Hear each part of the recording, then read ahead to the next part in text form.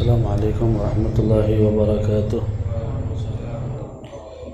Bismillah, alhamdulillah, wassalatu wassalamu ala rasulillah Muhammad bin Abdullah wa ala alihi wa sahbihi wa man wala wa la hawla wa la quwwata illa billah. Nawayna ta'alluma wa ta'limun naf'a wal intifa' wa tadhakura wa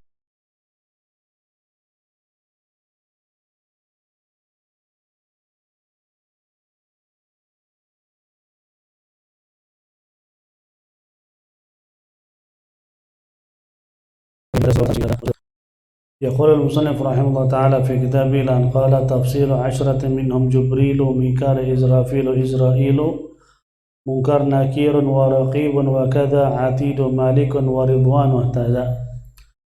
Kita masih membahas dalam kitab Aqidatul Awam tentang Al-Malaikatil Ashra alaihimussalam, tentang 10 malaikat yang wajib kita imani dan kita ketahui sesuai dengan yang dituntut oleh syariat kita dan disampaikan oleh baginda Rasulullah sallallahu alaihi wasallam. Yajibu ala kulli mukallafin an ya'taqida 'ashrata minal malaikata ala wajhi tafsil. Diwajibkan atas setiap orang yang beriman lagi mukallaf an ya'taqida, wajib dia meyakini 'ashrata minal malaikah, ada 10 dari para malaikat Allah yang wajib dikenali dan diketahui nama-namanya. Ya, karena malaikat itu banyak, cuman yang 10 inilah yang diberikan tugas kepada Allah Subhanahu wa taala untuk memenuhi segala tugas-tugas yang wajib, yang penting, yang ditegaskan kepada malaikat secara umum. Cuman yang 10 ini punya tugas lebih khusus ya.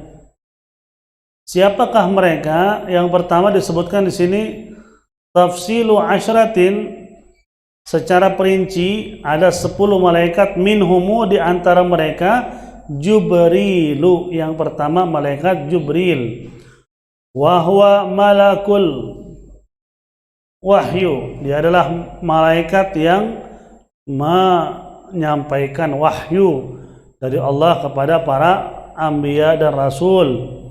As-safir bainallah wa anbiya'ihi, dia sebagai apa? Safir itu kalau bahasa kita pelantara antara Allah dengan para anbiya. Wa yusamma ar-ruhul amin, dan juga malaikat Jibril ini di antara namanya disebut dengan ar-ruhul amin. Ruhul amin itu juga malaikat Jibril, dan juga dinamakan ruhul qudusi, itu juga malaikat Jibril. Tanazzalul malaikatu warruhu fiha, ruh itu maksudnya malaikat Jibril alaihi salam. Dan disebut juga malaikat Jibril dengan nama atau sebutan An-Namus. Namus itu sesuai dengan ketika Waraqah bin Nawfal dia berkata kepada Rasulullah sallallahu alaihi wasallam fi awwali ahlihi bil wahyi, ketika Nabi awal-awal mendapatkan wahyu, kata Nabi, hadzal namus, inilah namus alladzi unzila ala Musa, yang pernah diturunkan oleh Allah kepada Nabi Musa, maksudnya malaikat Jibril. Waraqah bin Nawfal ini adalah jatuhnya sepupu istri Nabi Siti Khadijah. Siti Khadijah ini punya sepupu dari jalur bapak namanya Waraqah bin Nawfal, sepupu tertua. Maka disebut dia meninggal di awal-awal Nabi mendapatkan wahyu.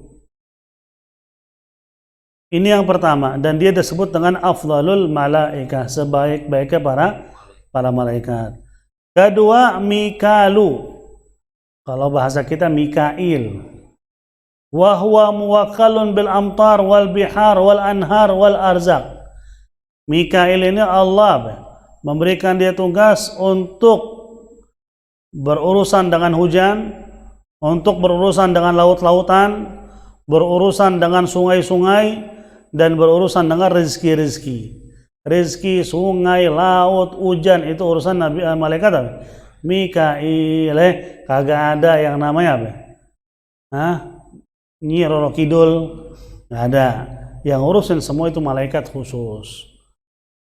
Yakinilah Allah Subhanahu wa taala sudah memiliki apa? Makhluk yang Allah ciptakan khusus ngurusin setiap kebutuhan kita di alam dunia ini. Nggak ada urusannya sama jin sama sekali. Jin dengan kita sama. Mereka diwajibkan beribadah, diwajibkan taat sebagaimana kita sebagai apa? Manusia. Wa ma khalaqtul jinna wal insa illa liya'budun. Enggak ada nih nguasain laut tertentu, enggak ada. Cuman karena kita ini percaya, yakin, akhirnya jadinya begitu. Karena keyakinan kita. Belum lama ada yang nantangin tuh, datang ke sono, ke pelabuhan apa namanya tuh? Pelabuhan Ratu. Katanya kan nggak boleh pakai warna apa namanya? Hijau. Ada mama nantangin pakai warna hijau, kerudung hijau, semua hijau. Ayo mana Nyi Roro Kidul? Nggak kenapa-napa dia. Kenapa nggak kenapa-napa? Dia yakin sama Allah. Cuman ketika dia yakini bahwa ada kekuatan itu, terjadilah kepada dirinya. Karena jin itu kan nyari kelemahan kita, di mana letaknya?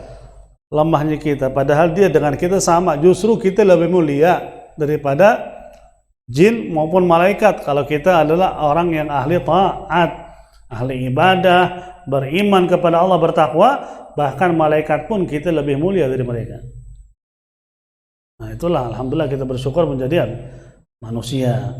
Jadi yang ngurusin segala sesuatu itu yang berkaitan dengan rezeki dan nikmat Allah kepada kita adalah malaikat Mikail. Kalau di kitab-kitab orang Yahudi itu namanya Mikal. Kemudian yang ketiga Izrafil, wa huwa muwakkalun bin nafkhi fis sur. Izrafil ini diberi tugas untuk niup apa? Sangkala pada hari kiamat. Berapa kali niupnya? 2 kali. Tiupan pertama adalah tufna fihil makhlukat. Tiupan pertama semua yang makhluk yang bernyawa mati. Illa masya Allah, kecuali yang Allah kehendaki nggak mati. Semua mati kecuali yang Allah berkehendak untuk tidak mati. Wa nafkhatu tsaniyah, tiupan yang kedua, tub'atsu fiha jami'al makhlukat, semua yang mati dibangkitkan kembali dengan tiupan yang kedua. Fatarji'ul arwah li ajsadiha, maka ruh-ruh kembali kepada jasad-jasadnya pada tiupan kedua. Wa nufikha fis suri fasa'iqa man fil samawati wal man fil ardi illa ma syaa Allah thumma nufikha fihi ukhra fa idza hum qiyamun yanzurun. Ini dalam surat Az-Zumar ayat 68. Itu ada tuh tentang tiupan malaikat Israfil. Tiupan pertama ketika ditiup itu kan membuat semua yang masih hidup teriak dengan luar biasa, kencangnya luar biasa. Suara itu bikin kita mati. Cuman ada makhluk-makhluk Allah yang tidak merasakan teriakan tersebut.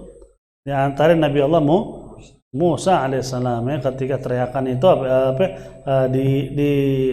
ditiup, itu Nabi Musa tidak berteriak karena dia pernah teriak sebelumnya. Ketika dia penasaran ingin melihat Allah, dia kan dengar suara doang. Dia bilang pengen lihat.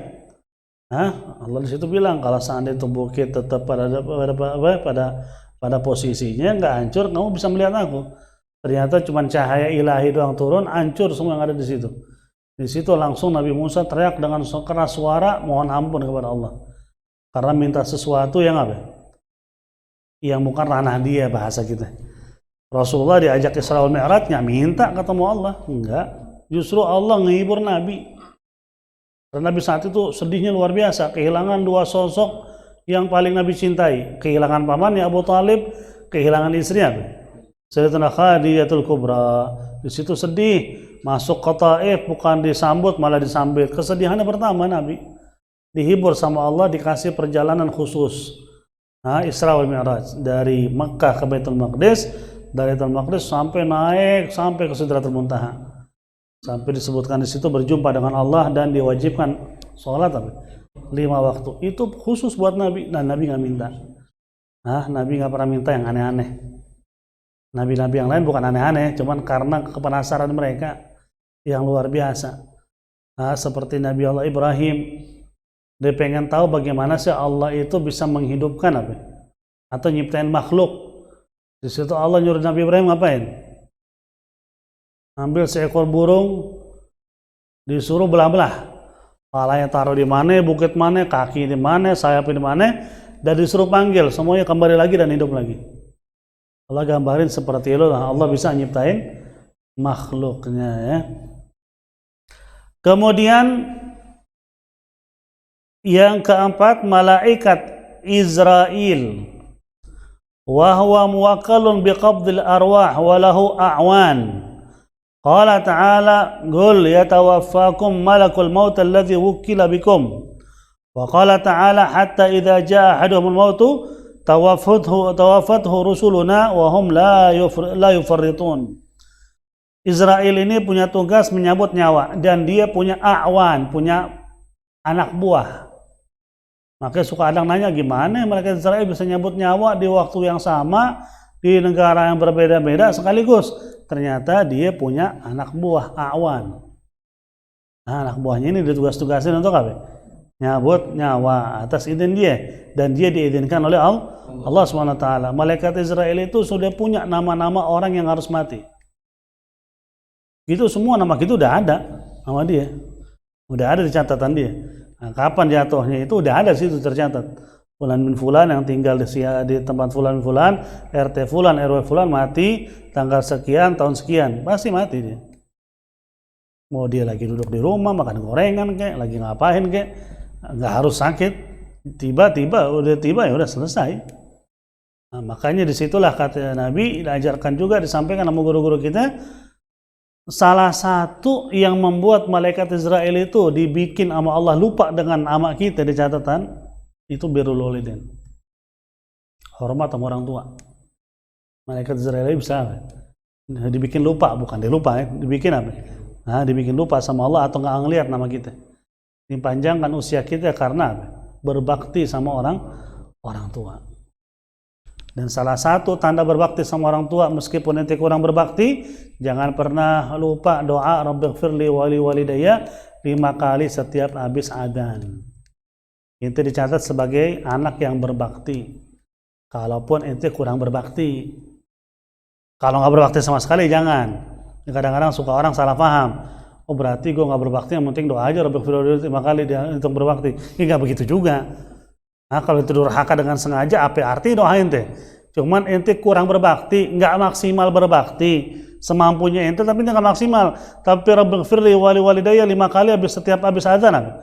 Itu nggak lupa dihitung sebagai anak yang berbakti. Panjang umur ente. Tapi sepanjang apa? Ya sesuai dengan yang Allah udah takdirkan. Allah takdirkan awalnya mungkin ente sampai 60, kebaktian ente bikin ente apa? Panjang umur sampai Allah udah takdirkan, yaitu finalnya 70-80, lebih enggak. Kan semua sudah tercatat di sisi Allah Subhanahu wa taala. Itu di antara amal yang membuat kita panjang umur, ya berbakti sama orang tua. Itu yang paling dahsyat. Dan enggak ada dosa yang langsung kontan Allah balas di dunia kecuali durhaka sama orang tua. Dosa kita banyak, ada orang minum, berzina, apa aja itu dosa. Semuanya itu diundur sama Allah sampai hari kiamat kalau dia nggak taubat. Kalau taubat Allah ampuni. Dia nggak taubat diundur, nggak dikasih di dunia. Cuman kalau sama orang tua urusannya kontan. Nah, kontan pertama di mana? Di anak kita. Itu durhaka, anak kita begitu. Kontan udah. Itu berharap main nanti, masya Allah main intinya sendirian. Sama orang tua dulu, naudzubillah min dzalik, kagak peduli sama sekali. Bahkan kebentak orang tua, ngeluh soal orang tua. Lah anaknya itu bakal begitu. Persis. Birru aba'akum tabarrukum abna'ukum, berbuat baiklah kepada orang tuamu, nescaya anakmu akan berbuat baik kepadamu. Nah, itu Nabi udah bilang. Nah, makanya jangan macam-macam urusan sama apa? Sama orang tua kita, ya. Kemudian al-khamisu was-sadisu, yang kelima dan yang keenam, yaitu malaikat mungkar wa nakir. Mungkar nakir wahuma, kedua malaikat ini muwakkalani, diwakilkan oleh Allah bi su'alil abdi, untuk bertanya hamba Allah fi qabrihi, di dalam kuburnya, tentang tauhidnya, tentang agamanya, tentang nubuwahnya Nabi. Bahkan Habib Umar pernah cerita di antara ceramahnya, beliau mengatakan dan akan ditanya juga di antaranya bagaimana pandangan kita tentang Nabi Muhammad. Mereka ditanya siapa nabimu, begitu kita jawab ditanya bagaimana menurut kamu tentang nabimu ini di sisimu. Maksudnya ente nih nganggap nih nabi kayak gimana? Nah, kalau ada orang bilang iya dia nabi menyampaikan wahyu kepada kita, udah tempeleng sama malaikat. Oh begitu doang. Ternyata kita mau dikasih mau tahu nih malaikat sejauh mana hubungan kita dengan Nabi. Hati-hati, macam-macam. Ada orang bilang jangan muji Nabi berlebihan, jangan mengutus Nabi. Itu mau jawab apa sama malaikat ngomong begitu? Dia sama saya sama, cuma dia dapat wahyu, saya enggak. Dan alhamdulillah wahyu sudah disampaikan. Udah begitu doang. Dikaplok kan sama malaikat. Enak aja loh, emang sangka teman lah itu Nabi Muhammad sallallahu alaihi wasallam. Maka disitulah perbaiki hubungan kita dengan Rasulullah sallallahu alaihi wasallam. An Abi Hurairah radhiyallahu anhu, hadis riwayat dari bersumber dari Abi Hurairah, yaitu sebagaimana Rasulullah sallallahu alaihi wasallam bersabda, "Idza qubiral mayyit," apabila si mayit dikuburkan, au qala ahadukum, atau salah satu di antara kamu, ada dua riwayat. Ada riwayat qubural mayyit, dikuburkan si mayit. Ada riwayat ketika dikuburkan seseorang di antara kamu. Atahu malakan, akan datang kepadanya dua malaikat. Aswadan, hitam. Arzakan, ainahuma, dan matanya biru. Kulitnya hitam, matanya biru. Yuqalu li ahadihima al-munkar wal akhar an-nakir, di mana disebut salah satu namanya munkar, yang satu lagi namanya nakir. Hadis riwayat Imam Tirmidzi dan dinyatakan hadisun hasan. Berarti hitam dari pala sampai kaki, matanya biru, coba bayangin deh. Dalam riwayat Imam Tirmidzi juga rambutnya panjang, warna putih, sampai ke mata kaki rambutnya panjangnya, tapi di hitam begitu. Taring atas bukan taring bawah. Biasa kan orang taring itu kan bawah, ini taring atas. Itu manjang sampai ke bawah. Nanya siapa Tuhanmu, siapa nabimu, kayak gitu mukanya. Wah, itu sendirian lagi. Nah, cuman kalau orang-orang soleh katanya dia datang dengan wajah yang bersinar, yang berseri. Nanya sama orang soleh nggak takut jawab. Orang biasa aja mukanya. Dia bilang saya mungkar nakir, ya udah dijawab, dia tahu ada mungkar nakir. Itu sendiri datangin begitu, kagak bisa jawab. Na'udzubillah min dzalik, mudah-mudahan mati husnul khatimah. Serem. Itu yang harus kita pikirin. Jangan dunia tok kita uber. Itu mau ngomong apa malaikat yang begini nih? La dunia ente, wala mobil ente, wala jabatan ente, gak ada manfaatnya semuanya. Namun begitu mati baru nyesel. Kata malaikat, lah dari dulu lu kemana? Dari dulu udah banyak tuh majelis ilmu membuat ente selamat masuk surga. Banyak masjid bisa sholat berjamaah. Banyak teman dekat yang bisa ngajak kita berbuat baik. Kenapa nggak dilakuin? Sibuk dengan dunianya. Ya udah sekarang ini hasilnya. Jangan, naudzubillah min dzalik, hidup kita itu untuk mati, bukan untuk senang-senang. Hidup di dunia ya sesuai dengan kemampuan masing-masing. Kerjanya apa? Jalanin. Nggak usah macam-macam sampai ngabisin waktu hal yang sia-sia. Wa qila inna ahlal iman lahum mubasysyarun wa sahih anna munkar wa nakir lil mu'minina wa ghairihim. Ghairi annahuma ya'tiyan al-mu'min al-muwaffiq ma'a rifqin min ghairi iqlaqin wa ishaq. Di sini kata ulama ada riwayat, ada pendapat ulama tapi dhaif. Katanya orang yang beriman itu ketika mati didampingin oleh makhluk yang namanya mubasyir. Maksudnya mubasyir apa? Ada yang ngasih kabar gembira sehingga dia nggak ketakutan. Tanpa ada mungkar nakir, atau mungkar nakir datang cuman ngasih apa? Kabar gembira aja. Wasahih yang sebenarnya adalah mungkar nakir itu datang kepada orang beriman maupun tidak. Cuman bedanya kalau kepada orang beriman datang dengan lemah lembut, nanyanya pelan-pelan dan tidak ada yang menakutkan sama sekali, sehingga orang tersebut jawab dengan apa? Dengan santai. Kemudian yang ketujuh dan yang ke-8, raqibun atid, ay hafizun wa hadir. wa kullun wahidin minhuma yusamma bihadain al-ismain wa qila inna ahadahuma raqibun wal akhir atidun qala al-bajuri wal jaladul mahalli wa huma yaktuban al-a'mal ada ahaduhuma 'ala al-yamin yaktubul hasanat wal akhir 'an al-shimal yaktubus sayiat. Yang ketujuh dan ke-8 yaitu raqib atid. Raqib atid ini sebenarnya nama setiap malaikat, ini 2 malaikat, bukan raqib malaikat, atid malaikat, bukan. Raqibun atid malaikat, raqibun atid lagi malaikat, 2 malaikat. Bukan untuk 2 nama Itu 2 nama buat 1 malaikat. Jadi kan ada kanan kita, ada kiri gitu. Masing-masing namanya raqibun atid. Bukan di sini raqib, di sini atid. Itu ada pendapat nggak kuat. Kalau kata qila itu berarti lemah. Qila dikatakan bahwa raqib itu nama malaikat, atid nama malaikat yang satu lagi. Ternyata enggak. Itu nama dua-duanya buat satu malaikat yang kanan, satu malaikat yang kiri. Apa tugas mereka disebutkan oleh Al-Imam Al-Bajuri wal Jalal Al-Mahalli. Wahuma, kedua malaikat ini yaktuban al-a'mal, mencatat amal perbuatan. Yang di kanan mencatat kebaikan, yang di kiri mencatat keburukan kita. Dan gak ada satupun yang luput dari catatan. Gak ada tiba-tiba yang lagi diam-diam nyogok gitu kalau lagi atid. Pas mau nyatat yang buruk, ntar gue transfer deh, gue minta ada rekening lo, kagak ada. Gak ada yang bisa disogok. Semua tercatat. Faman ya'mal mithqala dzarratin khairan yarah wa man ya'mal mithqala dzarratin syarran yarah. Semua terlihat meskipun sebesar semut, tercatat semuanya. Hati-hati, mudah-mudahan dicatat yang baik-baik. Kalau banyak yang buruk, istighfar biar Allah hapus. Begitu kita nerima map kita di hari kiamat, begitu mau dibaca banyak lembaran yang kosong. Yang kosong itu bekas dosa semua tuh. Kehapus gara-gara taubat kepada Allah Subhanahu wa taala.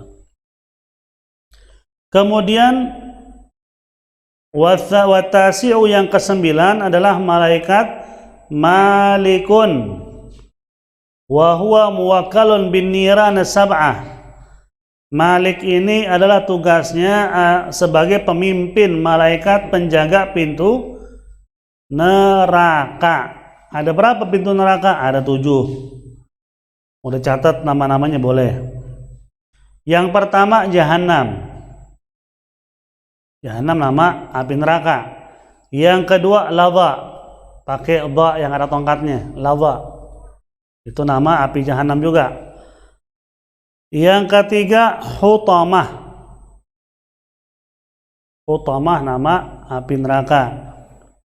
Yang keempat As-Sa'ir. Pakai sin ya, As-Sa'ir, sin ain. Yang belum tercatat tanya sama temennya, nggak nanya sama kita lagi ntar. As-Sa'ir. Kemudian itu keberapa itu? Keempat ya. Yang kelima Sakar.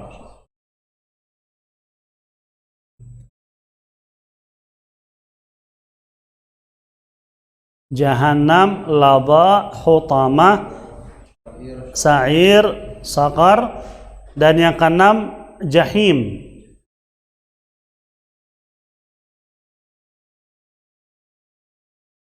Yang terakhir Hawiyah. Hawiyah. Ya. Wa ma'ahu zabaniyah wa hum 19 nafara. Malaikat Malik ini punya anak buah namanya Az-Zabaniyah. Nah, Zabaniyah ini ada berapa malaikat? 19 malaikat. Wa likulli nafarin junud. 19 malaikat ini punya lagi pasukan. Jadi malaikat Malik ini pemimpin. Punya anak buah 19 anak buah. Dan setiap anak buahnya yang 19 ini punya lagi pasukan. Berapa jumlahnya? Nggak ada yang tahu kecuali Allah. Karena kan orang diazab di dalam neraka kan masing-masing ada malaikat yang azab. Berapa miliar orang itu? Yang lagi digebukin, yang lagi ditempeleng, itu semua tugas malaikat. Nah, ini anak buahnya dari 19 malaikat yang menjadi anak buah malaikat Malik. Nah, makanya kata ulama, Orang yang rajin baca bismillah rutin, bacanya itu karena Allah ya, nggak ada tujuan lain. Insya Allah di setiap satu huruf basmalah bisa dihindarin dari setiap satu malaikat dari 19 malaikat ini. Kan huruf bismillah ada berapa? 19. Sesuai dengan jumlah apa? Jumlah anak buahnya malaikat Malik. Orang yang sering baca, insya Allah malaikat yang 19 ini nggak mampu menyeret dia masuk ke dalam neraka. Semua dalam isi Al-Quran itu bermanfaat, nggak ada yang kagak. Cuman kadang-kadang kita nggak tahu dan kita nggak pelajari dan kita sepelehin. Yang kita anggap besar-besar, cuman yang biasa kita dikasih tahu ayat kursi lah, atau apa namanya surat Yasin lah, yang biasa umum kita tahu. Padahal setiap huruf, setiap ayat dalam Al-Quran apa? Pahalanya besar. Maka kata Nabi, la aqul alif lam mim harfan walakin alif harfun lam harfun mimun harfun. Karena pahalanya besar baca Al-Quran, kata Nabi, saya nggak bilang alif lam mim itu satu huruf, tapi alif huruf, lam huruf apa? Mim huruf. Berarti setiap huruf itu ada arti. Makanya kalau nanti baca-baca wirid-wirid kita punya guru-guru apa? Kan dimasukin tuh ayat-ayat yang mungkin bagi kita nggak tahu artinya. Kaf ha ya ain shad ha mim ain sin qaf, itu kan jadi wiridan. Itu pasti ada artinya itu. Kenapa para aulia bikin tuh wirid? Mereka memahami, kita nggak paham. Insya Allah ikutin, dan ketika baca kita niatin. Saya niat membaca sesuai dengan apa yang diniatkan oleh pengarang wirid. Insya Allah dapat apa? Nah, dapat sirnya. Jangan baca begitu aja, udah nggak tahu, nggak niatin. Saya mau baca sesuai dengan niat apa si pengarang, Syekh Fulan kayak Habib Fulan kayak, kita sambung hubungan kita. Insya Allah manfaatnya apa? Sampai dan ada. Kemudian yang terakhir yaitu malaikat Ridwan. Siapakah malaikat Ridwan? Huwa muwakkalun bil jinan. Dia itu adalah sebagai penjaga pintu surga.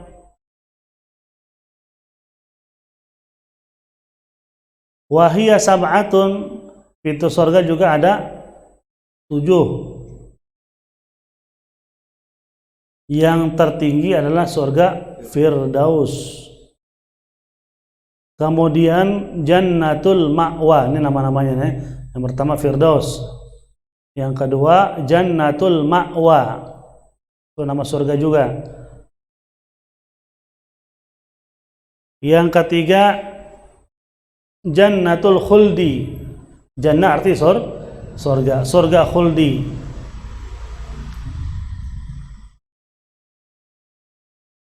Yang keempat Jannatun Na'im.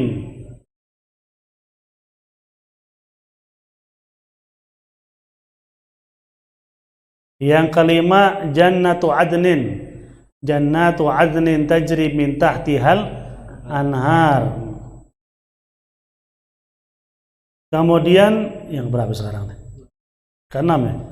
Yang keenam Darussalam. Nama surga berarti Darussalam. Banyak benar lagi. Kemudian yang ketujuh Darul Jalal. Darul Jalal ya, bukan Pak Jalal. Darul Jalal.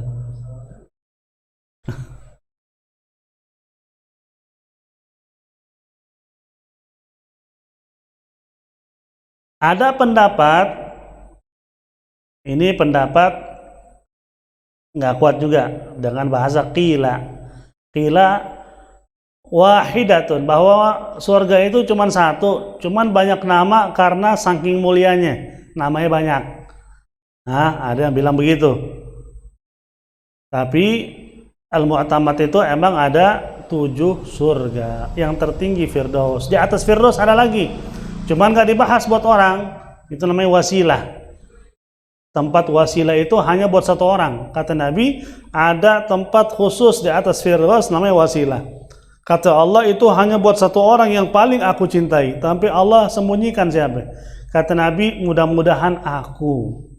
Makanya kata Nabi, siapa yang meminta wasilah untukku setiap habis azan, wajib syafaatku baginya kan. Ati Sayyidina Muhammad al-wasilah wal fadilah, kedudukan tertinggi. Maksudnya di atas surga Firdaus ada tempat khusus. Nah, itu buat satu orang doang tuh. Nah, satu orang itu Allah nggak sebut siapa dia. Cuman kata Allah itu manusia yang paling aku cintai siapa selain Nabi Muhammad? Nah, yang paling dicintai sama Allah Rasulullah Sallallahu Alaihi Wasallam. Semua surga itu pasti ada yang namanya anhar atau sungai. Sumber air sungai di surga itu dari Sidratil Muntaha. Jadi kata Habib Saleh bin Abdullah Syatri, Sidratil Muntaha itu pohon besarnya luar biasa. Satu daunnya itu bisa nutupin antara timur sampai barat. Kita jalan di bawah satu daunnya 200 tahun gak kelar-kelar. Jalan di bawahnya satu daun. Nah itu pohon dari akar-akarnya keluar air, ngalir ke surga Firdaus, surga Jannatul Andin, Darussalam, semua ngalir dari itu pohon. Pohon namanya Sidratul Muntaha, pohon sidir berarti. Sidratul Muntaha itu pohon luar biasa. Itu kita tahu dari Habib Salim Syatri. Orang selama ini kan nggak tahu Sidratul Muntaha apa itu nama pohon. Dan itu menggambarkan bahwa Allah ngasih tahu ke kita berjalannya hidup manusia di atas muka bumi, keselamatan hidup manusia di atas bumi itu sejauh mana mereka menjaga alam. Karena pohon inti daripada kenikmatan dunia, surga dari pohon. Berarti semakin kita ngancurin pohon, semakin hancur hidup kita. Terus sekarang kan orang-orang biadab, pohon di mana-mana dihancur-hancurin hanya dengan apa? Dengan harapan kepentingan dunia. Bikin ini, bikin itu, macam-macam deh tujuannya. Maaf. Sampai bahasa kemarin mau bikin ibu kota baru. Itu kan Kalimantan termasuk disebut paru-parunya bumi. Kalau rusak paru-paru, rusaklah udah semuanya. Dibabat pohon segitu banyaknya. Binatang-binatang yang hidup pada kebingungan harus kemana? Harus dipikirin. Jangan tamak hanya demi kepentingan negara lain. Kan semua kepentingan negara lain. Negara sendiri dijual. Ini udah pasti, nggak mungkin kan? Kalau dia mentingin negaranya, nggak mungkin dirusak negaranya. Maka di situ hati-hati. Itu sumber kehidupan manusia. Pohon-pohonan. Makanya kenapa Nabi Adam itu disebut khalifah, kalau anda mau tahu. Sebelum Nabi Adam dulu kan ada jin. Tapi mereka nggak disebut khalifah. Tapi ketika Allah nyiptain Nabi Adam disebut inni ja'ilun fil ardi khalifah. Sebagai pemimpin penggantian. Wakil dari Allah. Kenapa? Karena manusia bisa ngembangin kehidupan. Pohon yang udah buah-buahan yang udah dimakan, mereka bisa nanam pohon lagi. Bisa ngembangin. Bisa apa? Nanam gandum, nanam macam-macam. Itu manusia doang. Jin nggak bisa dan binatang nggak bisa. Bisanya cuma ngerusak. Makan selesai. Dia nunggu yang bikin apa? Tanaman muncul lagi Allah SWT. Iya, semua dari Allah. Cuman wasilahnya itu manusia. Maka disebut sebagai khalifah. Tapi sekarang khalifahnya ngerusak. Yang dapat predikat khalifah, perusak. Ya rusak kehidupan kita. Maka disitulah bersyukur kita menjadi manusia. Jagalah alam. Di mana-mana bencana, di mana-mana gempa, di mana-mana banjir, itu karena ya alamnya kita rusak. Kan kayak di daerah Sumatera, harimau turun makanin warga, kenapa? Ya tempat habitatnya dihancurin, pohon-pohonnya ditebang, diambil, dia bingung, mana makanan gua kagak lagi. Dia lihat ada kampung, bismillah deh. Darurat, dia juga ngerusak, dia juga yang gua makan. Bahasanya begitu. Dia salahin lagi harimau. Orang begini dorong ke warga, semua sebab kita. Sebenarnya binatang buas begitu fitrahnya enggak pemakan manusia. Ente boleh cari info kalau nggak percaya. Harimau, macan, singa itu nggak makan manusia pada dasarnya. Cuma kalau dalam kondisi terpaksa, dia pasti makan. Yang rusak kita juga. Dia takut sama manusia. Harimau takut sama orang sebenarnya. Dalam kondisi makannya dia banyak gitu. Di mana-mana rusa, monyet, segala macam bisa jadi makanan dia bahasanya. Tiba-tiba ketemu kita, kabur dia. Ketika lapar, temannya sendiri aja makan, apalagi ente. Teman sendiri aja makan. Nah itulah, jadilah manusia yang beradab. Makanya minimal kita nggak bisa berbuat apa-apa karena kita bukan pemimpin, nggak punya jabatan. Ya minimal dari diri kita mulai. Jangan rusak lingkungan sekitar kita, jangan rusak apapun, jaga. Karena semua sumbernya dari alam. Allah bikinnya alam sebagai sumber kehidupan manusia. Bukan alam dimanfaatin, dirusak doang. Nah, disuruh kembangin. Nah, itulah buat kehidupannya kita punya cucu, cicit ke depannya semua dari situ.